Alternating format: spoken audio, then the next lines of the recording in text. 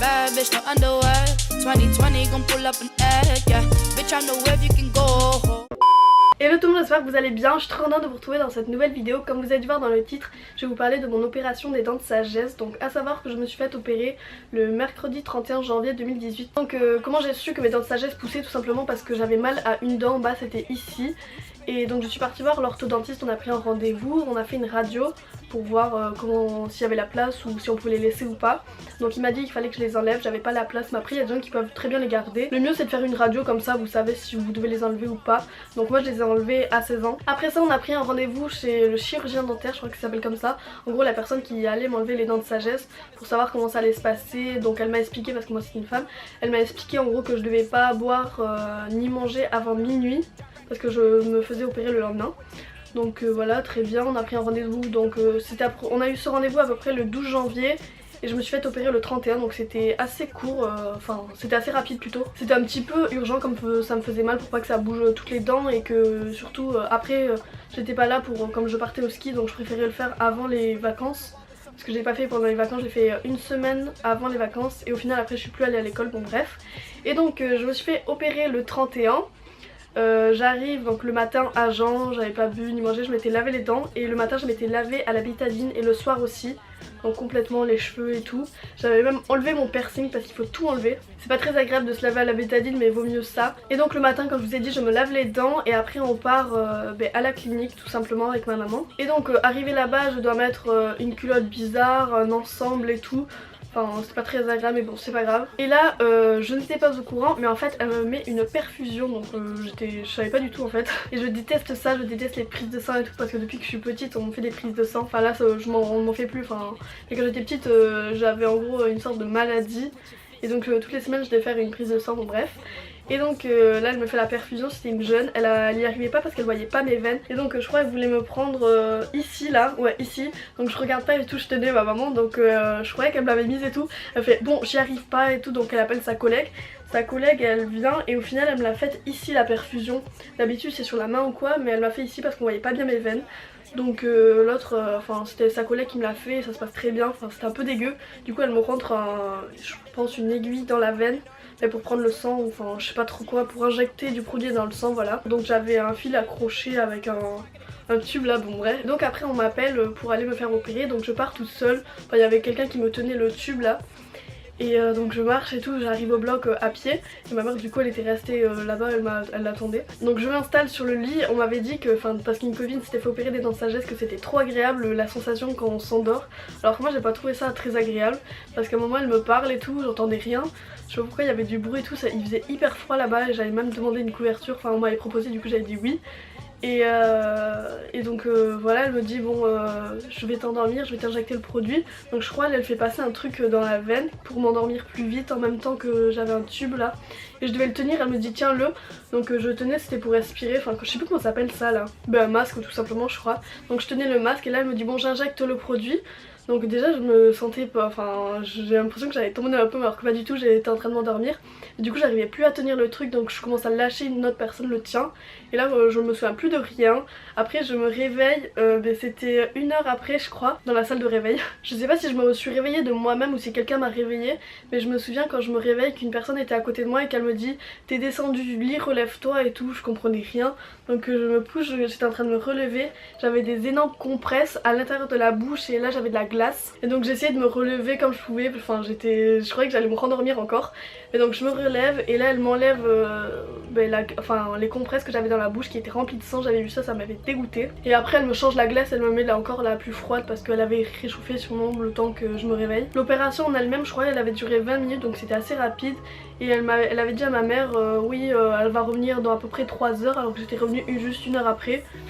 Enfin 20 minutes l'opération et je crois une demi-heure je m'étais réveillée après l'opération dans la salle de réveil. Et j'avais attendu 10 ou 20 minutes même dans la salle de réveil, j'attendais qu'on me dise quoi faire. Enfin moi j'étais sur le lit, enfin je bougeais pas. Et j'avais une couverture hyper chaude, enfin il y avait de l'air qui venait partout sur moi, c'était trop agréable. Et donc quand je me réveille je sentais pas du tout mes lèvres et tout, mais je sentais qu'elles étaient énormes vraiment, enfin c'était hyper bizarre la sensation. Je vous mettrai des photos après si je les retrouve. J'étais encore sous l'effet de l'anesthésie parce que c'était une anesthésie générale. Donc là on m'apporte à manger, enfin c'était un yaourt et de la glace, j'aime pas la glace. Donc j'ai pris le yaourt avec du sucre. c'était hyper bizarre la sensation, je sentais limite rien. Et à un moment quand je buvais, en fait je posais le verre sur ma lèvre mais je sentais pas du tout ma lèvre. Donc au moment je commençais à boire comme ça et en fait j'avais pas capté mais je touchais pas ma lèvre donc je m'étais trempée. Enfin il y avait de l'eau qui était passée dans la sorte de t-shirt que j'avais qui m'avait passé. Un moment après je vais aux toilettes avec ma mère et après elle m'enlève la perfusion. Enfin ça c'était quelques temps après, enfin on avait dû attendre 1 heure je pense. Et après je pouvais rentrer à la maison donc je trouvais ça hyper rapide. Enfin du matin je crois à 11 h on était repartis, un truc comme ça, je sais plus exactement. Donc on repart de la clinique, j'étais pas du tout gonflée des joues, du coup j'étais trop contente, j'étais à la yes et tout, je vais pas gonfler. Donc arrivé à la maison je mets de la glace et tout, je me repose. Sauf que le lendemain, déjà j'ai eu un peu de mal à dormir quand même la nuit. Et le lendemain ça a commencé à gonfler petit à petit. Donc je continue à mettre la glace tout le temps. J'avais pas du tout mal de ce côté. Là ici j'avais un peu mal quand ça a commencé à se réveiller. Et quelques jours après mes joues étaient énormes. Mais vraiment, enfin je vous mettrai des photos sur l'écran si je prends pas trop cher. Je trouve que c'était pas du tout proportionnel. Là c'était énorme et là ça commençait à dégonfler petit à petit. Et après c'était l'inverse, là c'était plus fin. Et là c'était gros, enfin c'était trop bizarre. Et je devais prendre un cachet toutes les 6 heures. Donc je prenais pas mal de médicaments. Et je me lavais les dents mais avec une brosse à dents spéciale. Et du bain de bouche spécial aussi. Et après j'avais même eu des bleus, je m'en souviens, là je regarde les photos, c'est horrible, ça je me fais peur. Parce que quand je prenais le cachet par exemple à minuit, le matin à 6 h je me réveillais automatiquement parce que j'avais mal. Donc je prenais le cachet, après j'arrivais à me rendormir.